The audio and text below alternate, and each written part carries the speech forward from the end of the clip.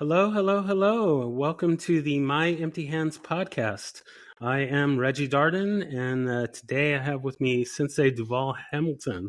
Typically, our podcast is about Kempo, but this is one of our bonus episodes. So we get to learn a little bit about Kyokushin style. Kind of get the ball rolling on our conversation here. I'll just kind of give a little bit of my background.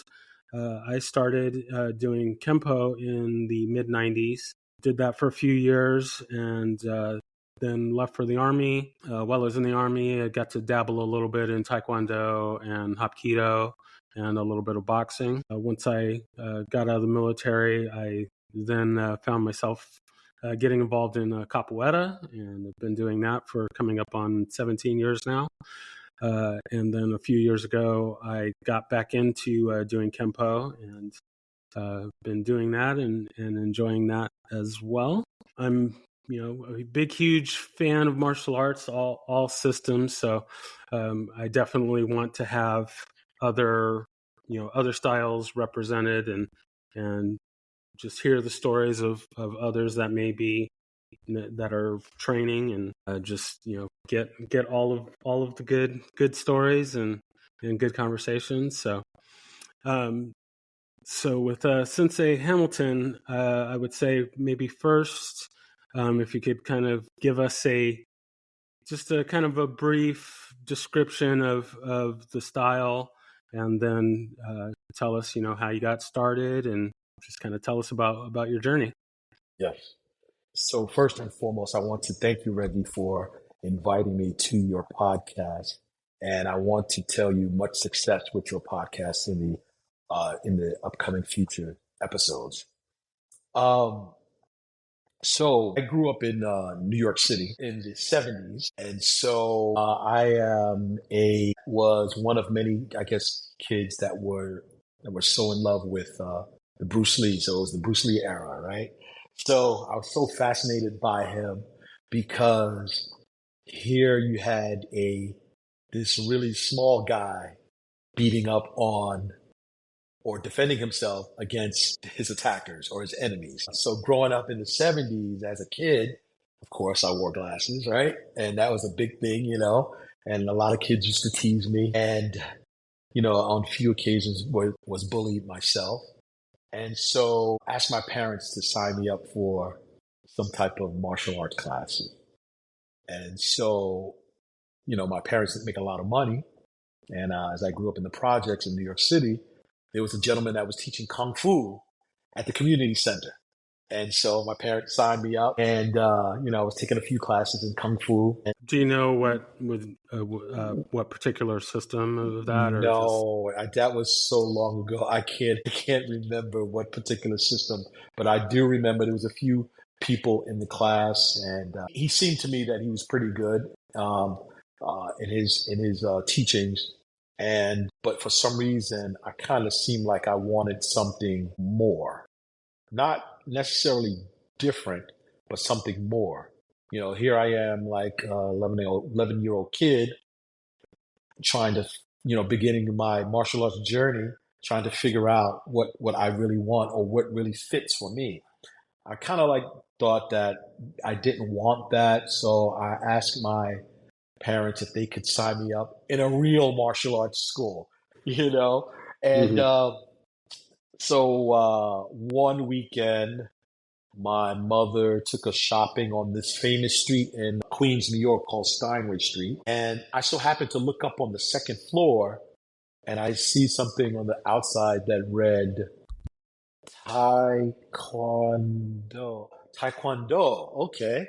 And so I urged my mother to take me up there. And when she took me and they opened up the doors to the studio, I mean, it was everything that I kind of imagined in my head as what a martial arts studio would look like. The wood floors, you had the padding against the walls, you had the weapons on the side, and there was a class going on, and everybody was wearing white uniforms with different color belts. And that was it for me. I said, Mom, this is it.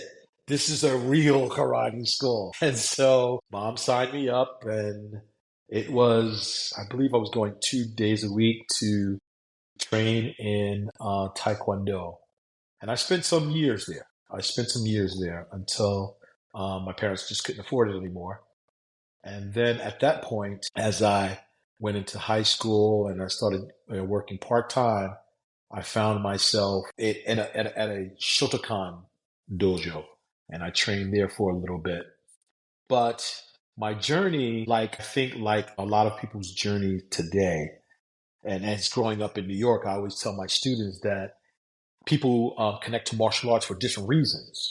And one of my reasons was strictly to, one, protect myself as a kid and to kind of build that self-esteem that I kind of was missing also as a kid.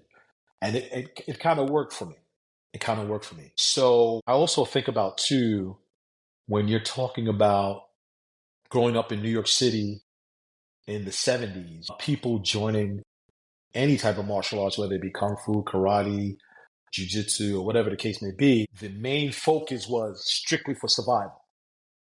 Especially in the 70s, high crime, and the streets weren't really safe, and so people joined martial arts strictly for survival, for protection.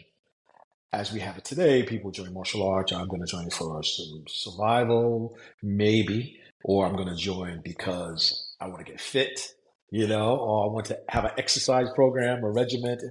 But I just clearly remember that as me being now in my older age, that was the purpose, was to join strictly for survival. So it's very interesting how the dynamics of martial arts, how it was then and now. So, Hmm. but through my years, I've trained also in a little bit of jujitsu with a man by the name of Moses Powell, who is Yes. he's a New York legend. He since passed away a couple of years ago. So I trained with him. And the interesting story how I got to Kyokushin was through that route. So downstairs was Moses Powell's school, and on the third floor was the Kyokushin dojo. And so for the whole entire year that I was going there, I didn't realize that there was a karate school upstairs until one day I was walking to class and I hear the noises of people, ki, hey, hey, hey. I looked up, oh man, I didn't know that was up there. I'll take a look after class. And when I went upstairs, again, it's always upstairs, right?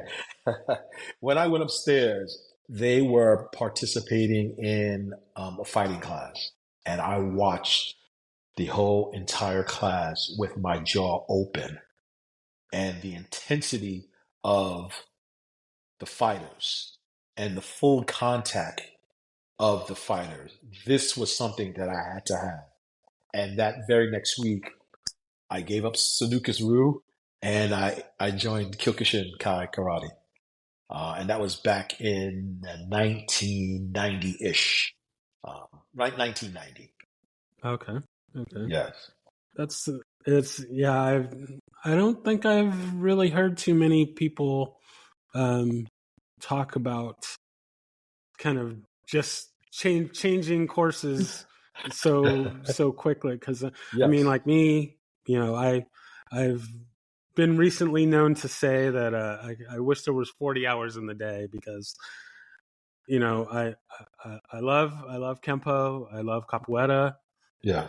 but there's also I've been eyeballing this Kali training. Want to do some the traditional Japanese kobudo Right. weapons. I want to do some jujitsu. I want to do some hapkido. Yeah. So I much that you just want don't to have time participate to in. do everything. Yeah. Yeah, I know. But I think when someone is searching for something, there always going to be a moment where you're going to find that thing, right? It's something that's on the inside that will trigger you to let you know this is it. This is it. Now, me being as an 11-year-old who's searching for something, that's where the journey or the beginning of the search began.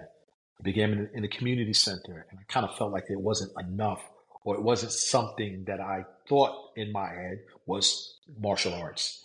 And then I discovered the Taekwondo school, and because I went through the journey, and then grew up.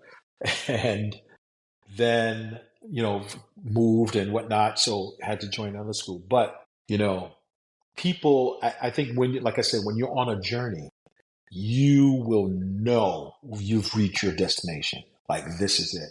And that was the feeling that I've received when I watched that first Kyokushin karate class. That was the thing, because I always felt, if you're going to do any type of martial arts, it has to be done the way we do it in Kyokushin. It's Mhm. close, very close to the real thing. It's 90% of the real, Gotcha. meaning the attacks, the punch, the kicks. It's real. It's real. All right. So that's how I kind of felt in my mind at my time during the 90s when I was first introduced to Kyokushinkai. So, what would you say would be, I don't know, kind of the selling line, or the one sentence summary? I mean, you can of course use more than one sentence, but Yes. how would you maybe classify Kyokushin versus another style? Like, how would you describe somebody that doesn't know about these different arts? Right. How would you So describe it to I them? often tell people who have never heard of Kyokushin, or maybe have some knowledge of it, it's a traditional base martial art. It's considered traditional base martial art with the full contactness, or the full contact kicks and punches. So if you laid out the whole spectrum of traditional karate, um, you could there is very few of them that is actually, now it's also depending on the instructor, but there's very few of them that's actually practicing a full contact, no pad type of art. If you look in the world of Shotokan, they might have pads, they might have a sort of kind of full contact, and then if you look at other arts, you might have, you know, tap, or what we call in this side of the fence of the martial arts world, not semi contact, point sparring, where you could just throw the technique and pull back. For us, there's no pullback. There's no pullback in everything that we do. And then on top of that, too, to kind of prepare the student for that, we put them through a very rigorous training session. And then the icing on the cake for all of that is, and this is just, and I'm speaking for me, Sensei Duval, Kyokushin instructor, we have the full contactness, and we prepared them with the rigorous training. And then on top of that, the mindset, preparing the mindset. And we have this term, and I think most martial arts schools use the term os. And for Kyokushin practitioners, we take that term to the next level. So you'll probably hear that term in any one of our classes at least 150 times, because we really absorb the energy of that term, meaning to persevere and to endure. And so, again, we have the heavy fighting, the heavy preparedness for that fighting physically, and then the mental layer that covers all of that. I don't want to kind of sell it as the greatest thing since iced tea, Hmm. but it is very rigorous, very hard, very difficult. And then again, the mental mindset that we try to put the students in. Always positive, always pushing, even when you're hurt, when you're tired, you still Hmm. keep moving. It's the forward moving that we kind of teach the student. Yeah, I really like that aspect, and getting that not just the physical, the physical Right. toughness, but Yes. getting that mental and spiritual toughness as well. Exactly. That's something that don't really want to get into it, but Yeah. people could say Well, the current generations are losing that of toughness. course. And I actually agree. I totally 100% agree with you that the generations are lacking in that toughness. So, um, so this is why it's essential for us to do that, to have that toughness. Even because I'm always traveling, I'm always visiting schools and seeing what they're like, and I see it in sometimes in the teaching in other schools that they don't put that mental portion in there.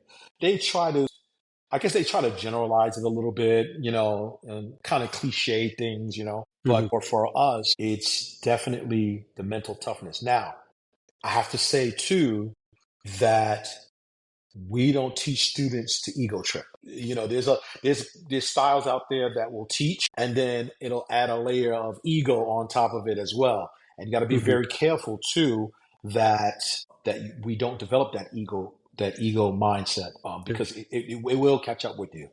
But we also preach a level of humbleness, and then doing what you need to do to protect your family, yourself, others. Martial arts it looks pretty on the outside, but Yeah. it's not designed to be pretty. In all reality, it was never designed for children either. Yeah. So, I mean, when you think about these strikes and these hits and that's not the type of stuff you want to teach kids you Yeah. know Yeah. but I understand children's classes, you take them, you use it for the principles, you kind of water it down. You might want to change the meaning of a lot of things a little bit because kids will take it literal and they will actually try it, right? So martial arts, whatever form it is, it's not a pretty thing. You have the martial and then you have the art. They say art can sometimes be nice and pretty, but then it could be gruesome, and ugly, Yeah. Yeah. right? So with that being said, as I said, we train the mental, but we don't train for ego. And when I see egos beginning to creep up, especially at my dojo, then I have to immediately check it. You see? Gotcha. Yep. Gotcha. So in the breakdown, so in Kempo, we have kind of the breakdown of the pieces. We have your basics. We have our self defense techniques. We have Right. forms. We have some weapons. Is there a similar breakdown as far as like do you Yes. do forms? Do you do weapons? Yes. There is a similar breakdown. So our basic breakdown would be the basic techniques, the kata, and the fighting. That's the basic form. Now, on the outer rims of that triangle, we also have the weapons, all right, not a lot of weapons, and the self defense, or what we coin as self defense techniques, all right. But the core of Kyokushin is the basics, the kata, and the fighting. That's basically the core. All right. And it's also depending on if you go to Kyokushin dojos around the world. Some might have more experience with weaponry than other instructors, so they will focus on that as well. And then again, on the self defense side, some might have more experience with the self defense than others, as we coin it today as self defense. Mhm. But for us, within the kata comes out the self defense. So we try to, so that's really the basic triangle: the basic techniques, the kata, and then the fighting.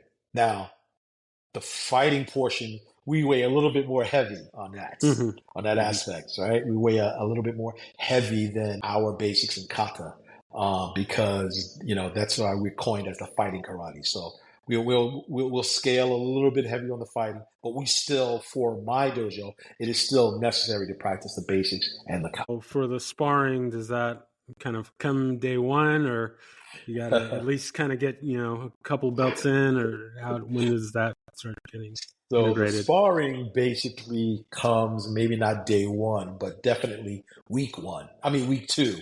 So the sparring for at my dojo is as this. If you are like a beginner student, it is suggested that you put some gear on, hands and shinin steps. It's suggested. As the student grows through the ranks and as they get closer to, let's say, the intermediate and the black belt or the brown belt, which is the next color before black, it is suggested that now you spar without these things because the black belt test comes with no pads. All right. So the sparring I try to get in as almost the second week that they're in. And it's not hard sparring. It's just getting them acclimated to moving, keeping their hands up, and maybe giving them a few shots, not at 100%, maybe 20%. Mhm. That's because when you're getting, it's easy to stand in front of a bag and punch and kick a bag when that bag is not hitting your back, right? Exactly. So now so I try to lay the foundation as early as possible. Always hands up because a lot of times in fighting, your opponent, who may or may not know martial arts, is going to try to hit you to the face. So you always got to keep your hands up. And then as the students progress through the weeks and the months and then years and then the ranking, then they will start to develop better fighting skills, of course. Gotcha. Gotcha. Yeah. So, kind of getting back to I don't know, this generation's thought process. I mean, have you had a lot of pushback with, people that come into the studio and it's like, oh, like these people are really hitting each other? Is that you kind of got pushback? So, at the school that I train at, and hopefully my instructor's not going to get upset with this, but when we announced like this, bring your gear, it's going to be sparring night tonight, it's like all of a sudden people don't show up to class that night. Everybody's got something to do all of a sudden. So I would say that my thought process is that people that kind of come into your school kind of have a little bit of an idea of what they're getting Yeah. into, but Yeah. Yeah. when they kind of really see, oh wait, no, they really are gonna punch me. Right. Exactly. Has there been kind of pushback for that, or? So for the most part, people that visit or have an interest have somewhat of an idea of what Kyokushin is about. And I think a lot of times when they come into the dojo, their expectation is to see what they probably have watched on YouTube, a world tournament where they're really punching hard and knocking people out. Mm-hmm. They're expecting to see that, Mm-hmm. but we're not going to give that to them, right? What we're giving them is our regular routine. We're training, we're training, we're training, we're training, and then at some moments of the training, yes, it's going to get hard. And then some moments of the training, somebody's going to get hurt, right? Mm-hmm. But for the most part, it's not going to be on that world tournament type of fighting. Yeah. And I think a lot of times people are expecting that. They say, Kyokushin, oh, let me go watch. Right? Mm-hmm. So, but for the most part, people coming in, visiting first time students, they know what the expectation is because a lot of times they've done their research. But when I hear that people are scarcely missing their sparring classes, to me, that's kind of a little bit like, what are you here for? Yeah. That's my whole purpose. And this is why I say again, I go back when I talked about in the 70s, the expectation was, hey, I got to do what I need to learn to survive on the streets of New York and Brooklyn, Queens, Manhattan, and the Bronx.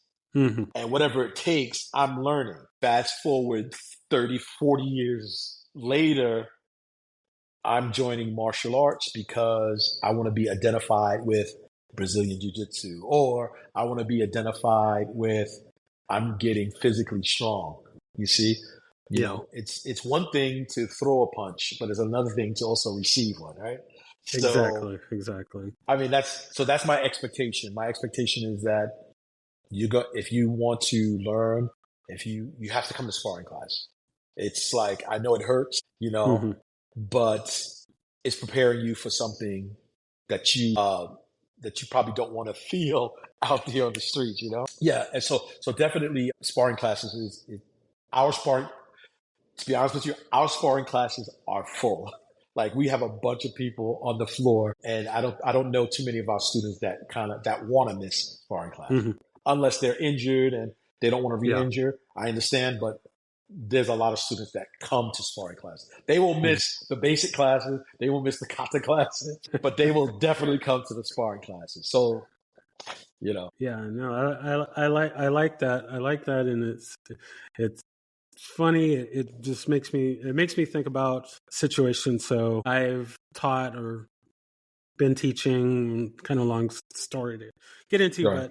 but I was teaching a capoeira class and had a young lady come to class, and we were kind of sitting in a circle doing some warm up stretches, and she was like, "Oh, like I don't stretch around other people," and I was like, "You do realize this is a group class? Like, Right.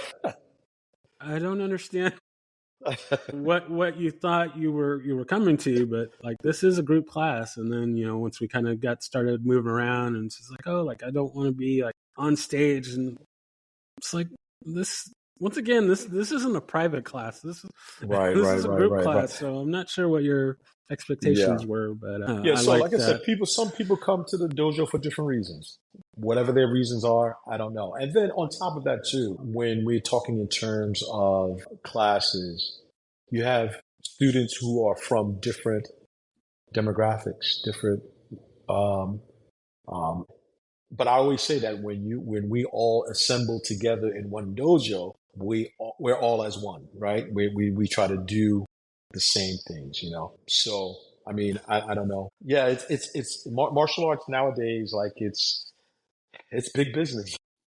Yeah. It's huge business, you know? And so I'm a firm believer as keeping it as close to as my instructors gave it to me and as their instructors gave to them and as Oyama gave to them, you see? Hmm. So that's how I keep it.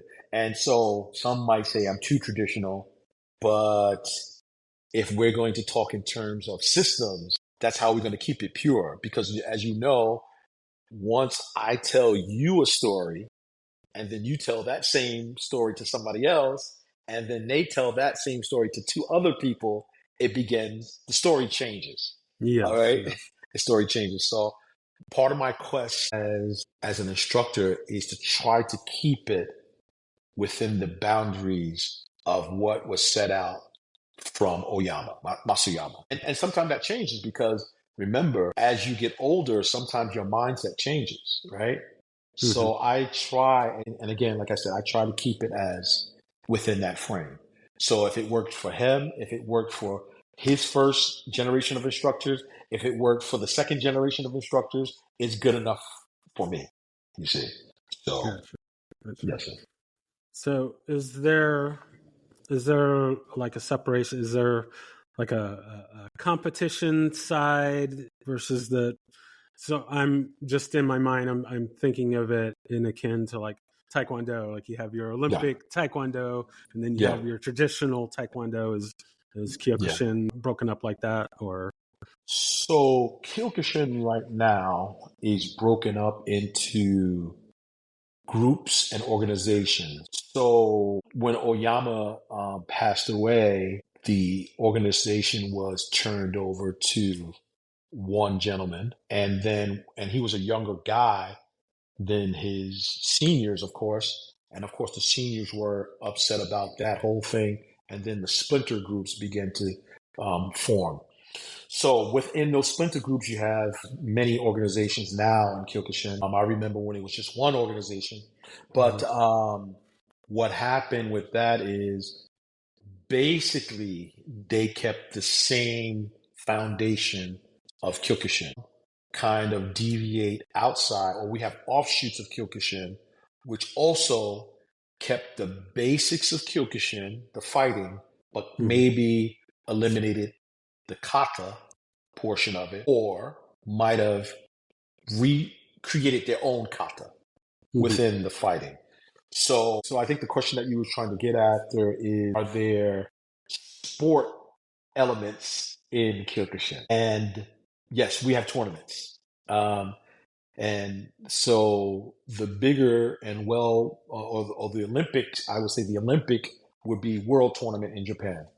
That would be the Olympic of Kyokushin tournaments. Mhm. To go to Japan, compete in world tournaments. But we have tournaments. We have quite a few tournaments nowadays in North America, in particularly the United States. There's a lot of tournaments now that are going on. So these are very, very small tournaments. The rule set, for a lot of them, are a little bit more condensed. And then they break it off from full contact competitions and semi-contact competition.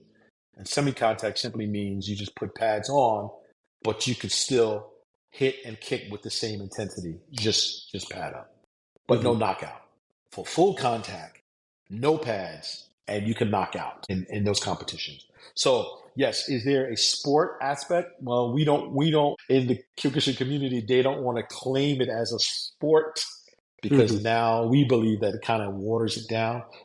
But I think it's going in that direction, that we're getting too too much too much sporty in Mm-hmm. the art. So, but again, that's instructors, you know, who are focused a lot on tournaments. That's what they want. So sometimes popular demand drives things to that, you know. Mm-hmm.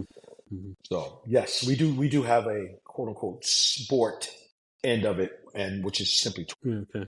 And then as far as like winning matches, so it's strictly based on, knockouts or, accumulative points, is there takedowns that like how yes. does it go about in whatever Okay. determining who wins a bout? Who's the winner? Who's the winner of the bout? So on the short answer is knockout. That's Ippon, which is a 1 point win, and you totally win the match, a knockout. Now there are areas where you can get half points, and the half point might be a situation where you strike your opponent to the gut, and that person keels over, but then they recover almost right away. If that happens, the corner judges or they would score that as a half point. But for the most part, the knockout is the win for the match. You know, we do not have in traditional, and I kind of coined this traditional Kyokushin. There are no takedowns, but there is offshoots of Kyokushin that will incorporate the takedown as well. Okay. So, but for traditional Kyokushin, it's simply just a knockout. Most of those knockouts come via kicks to the head, and those are, I mean, as brutal as it sounds, those are exciting to see Oh because yeah. it's not that easy to come by. So, Mm-hmm. Mm-hmm. but yes, we do have a system where we have points, 1 point wins, which is a knockout. Half point scored is somebody that you probably kick or punch and they kind of keel over and then they recover right away. That's a half point. Or even somebody that you might have strike, let's say to the midsection and they keel over, automatically the judges will give a half point. But if they don't recover, it's automatically a full point, and that's Uh, deemed as I guess a technical knockout. okay. Technical knockout. Okay. Gotcha. Yes. Gotcha. Gotcha. Yeah. Okay. I believe it's in Kyokushin, and you can stop me if it's got the wrong system, but I believe that you get there's a kind of a signature I've seen a few Yeah. people get laid out with. Oh yeah, yeah. Uh, So we actually have a couple of signature kicks. The one kick that I think most people are thinking of is that pinwheel kick, where yeah. the fighter just basically does a front roll Mm-hmm. and extends his leg out and strikes his opponent to knock out. I've probably seen that maybe outside of watching world tournament videos, I've probably seen that at least 3 or 4, maybe 5 times at an actual tournament. It is exciting to see, but it's unfortunate for the person who gets hit with that kick. Oh yeah. Oh yeah, for sure. I mean, basically, that kick is like a suicide kick. I mean, it's almost like a toss of a coin. You know, if it Mm-hmm. hits, it hits. If it doesn't Mm-hmm. hit, you get off the ground and possibly do it again. The other signature kick for Kyokushin is the question mark kick that everybody talks about. Oh The yeah, question yeah. mark kick. That's right. That's another signature kick in Kyokushin is the question mark kick. And I remember probably during the early 2000s, maybe the mid 90s, more so the early 2000s, the Brazilians in Kyokushin kind of Mm-hmm. made that for Kyokushin. You know, they were doing that a lot. This gentleman by the name of Globe Fatosa from Brazil, excellent kicker, and he does that also well. And I actually saw him live doing that kick in a K1 event, and he Oh. literally knocked out a guy to win that year's K1 championship with that kick, this question mark kick. Yeah. So with there's that focus of full contact fighting. How has the rise of MMA has that affected people's desire to train, or maybe the training itself, or because I would think that maybe some fighters may now want to be exposed to that to kind of get some more quote unquote Right. real world Yeah. practice. But Yeah. I think right now, I think I would say within the last 20 years, the karate brand has mhm, been a little bit of tainted a little bit. And so anything with karate tailed to it, doesn't matter whether it's Kempo, Kyokushin, Shotokan, or whatever, I think the public's eye, they're looking at it as that's not real. mhm.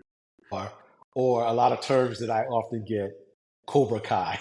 Yeah, Cobra You Kai get for that sure. Cobra Kai for sure. So I think the brand of karate has been a little bit of stained, at least for the past 20 years. My goal as Dallas Kyokushin is to kind of remove that stain off of karate and keep pushing forward with the full contact karate. And so, with that being said, currently I'm training and teaching with some students who are masters in the art, in their various arts.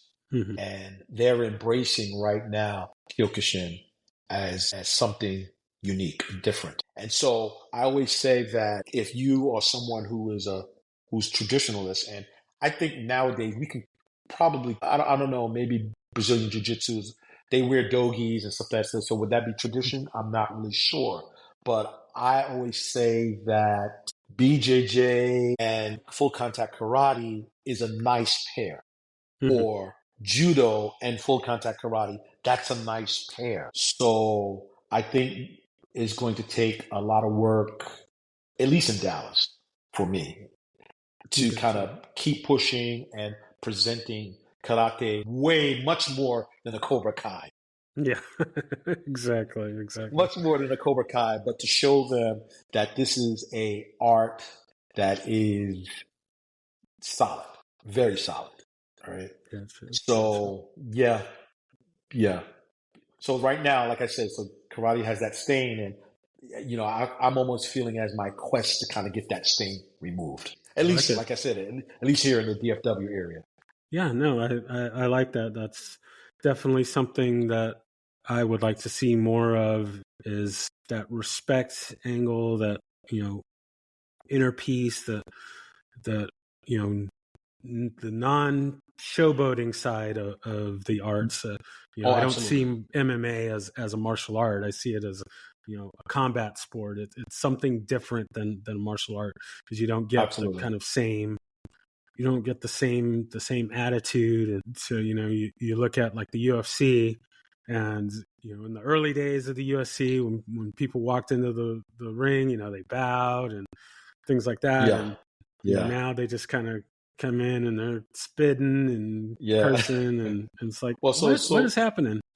you brought it up as a good point. It is a combat sport, and when you have money involved in anything, Hmm. right? Then you have to build a storyline, Yeah. right? So even MMA have storylines. Yeah. It's weird. I mean, it's almost like, and I hope nobody kind of gets offended like this, but and speaking in terms of not MMA, but speaking in terms of the UFC, Hmm. it's almost like the new WWE, Yeah. right? You have characters, and you know that Conor McGregor, he's a guy that's gonna be nasty and Hmm. and then you have John Jones, he's this guy, he's really good, he's level headed. So Hmm. it's almost like the new version of the WWE, you Yeah. know, and Exactly. it's like the behaviors that they are showing on the screen, the generation or that demographic, like that 18 to 20 something or that 18 to 30 something, they're watching it and they want to mimic that, you see, because Hmm. they think I'm going to go to an MMA class, I'm going to learn all these techniques, and then that's going to make me a badass. Yeah. No. So you got to be very careful with that because every dog has his day, right? Exactly. So that's what I think. I kind of think that the UFC has evolved from one thing to another, just like anything else. But more so now today, it's almost like the new WWE, and it's Gotcha. sad to see. You know, it's really sad Hmm. to see. Yeah. I'm not Yeah. taking anything away from those athletes at all, but I'm just saying that portion of it is really, to me, is not cool. Believe it or not, I'm starting to see that in BJJ. Now, I'm not a big BJJ fan.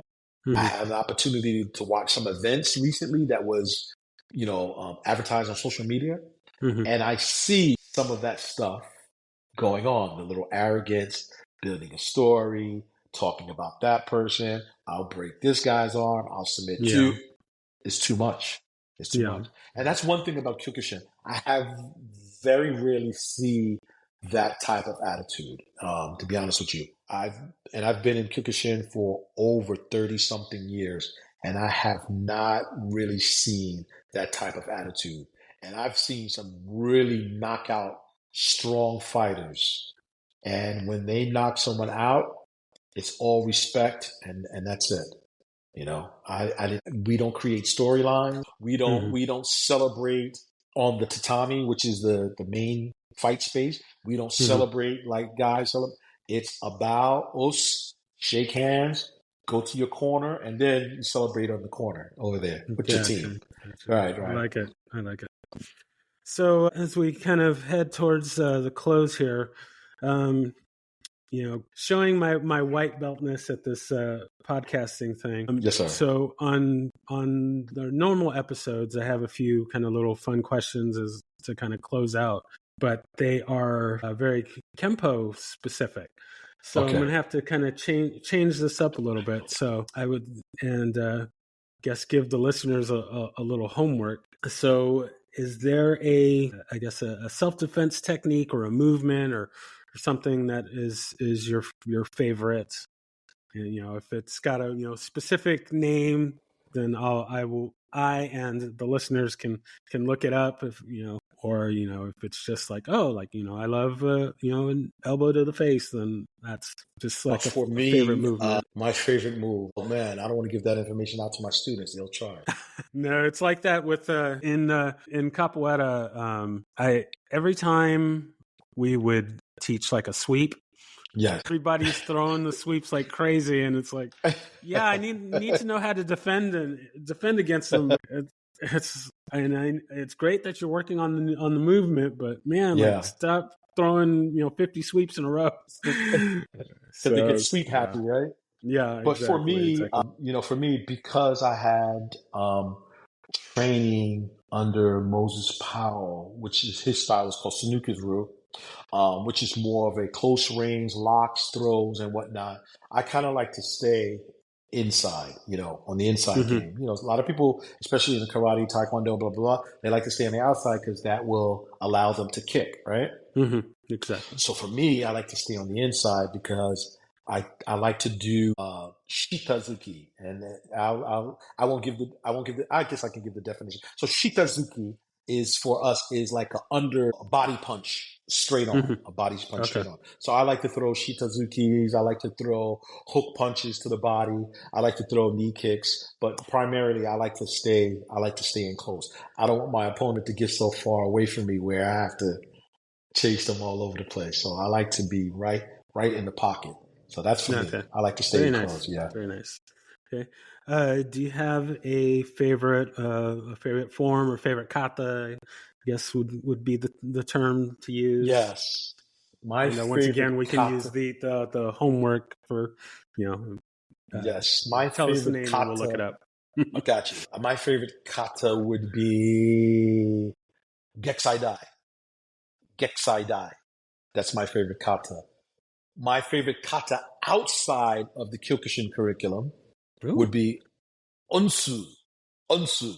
Look that kata up. So, Beautiful kata. Beautiful okay. kata. Yes, Uh, Unsu. Unsu. Unsu. okay. I got my homework. Yes. Um, okay. The next one is there is anyone that you could train with, living or non-living, fictional or non-fictional, who would that be? And if there's more than one, that's fine too. Oh man, that's so easy. Masuyama. Of course, Masuyama. You of have to train course, with the Godhead, right? of So it's course. gotta be Masuyama. Gotta All be right. Masuyama. All right. Yes. Excellent, excellent. And then the final question. Well, yeah, it's a little question. So kind of the father of American Kempo is Ed Parker, and Ed Parker was very very much a fan of jokes and that sort of thing. So this is a new kind of question that I'm going to start asking. So to kind of close out, do you have a joke? And if you don't, that's okay. My goodness. Do I have a joke? For somebody who likes to laugh, I don't have a joke. I am sorry. Maybe if you invite me again, then Oh, I'll of have one course, prepared. of course, of course. No. Now that I have a little bit more understanding, and of course, I will come and visit your school. I know I keep saying I'm gonna show up, and I keep I liking know. posts and things like that. Hey, keep liking the post. Keep saying that you're gonna come. Eventually, you'll walk through the door. Yeah, no. I'm totally like I'm gonna come and check out a class, but Yes, no, sir. that's good. We'll close out and we'll find a new joke for next time. So, Good thing. yeah. I just want to thank you so much for being on. I'm eager for more information. So we'll definitely Absolutely. communicate some more. Thank you for taking this journey with me, being Yes, sir. my first non Kempo guest. So Okay. you get that honor. So Yes. Thank you. thank you so The much. first. But no, I want to thank you, and I pray much success for your podcast. All right, thank you. Knowledge is power, right? And the more we learn about each Indeed. other, the more respect we will have for each other. Exactly. Yes, sir. So just before we close out, is there anything else that you wanted to say or touch on, or we'll absolutely. Call it for today? Hey, if you are in the DFW area and you have some interest in full contact karate, you can reach me at DallasKyokushin.com. DallasKyokushin.com. And I'll be open to answer any questions that you may have, or if you're interested in, participating in some classes, just let me know. All right. Well, thank you. And all right, brother. we will talk again soon. All right.